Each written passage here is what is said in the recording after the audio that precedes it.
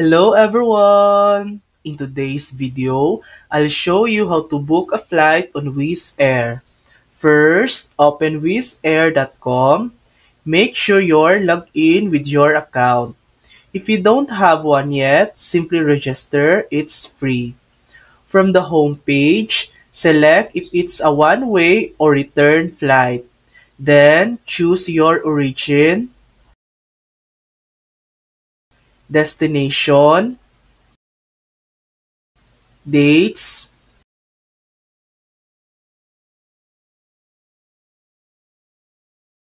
and number of passengers. Once done, click Start Booking. The system will show you available options. You'll see the prices, duration, and whether it's direct. Pick the flight you like and click Select. Now, fill in your passenger details. You can also add baggage, choose a seat, or skip extras if you want to save money. After that, click Continue.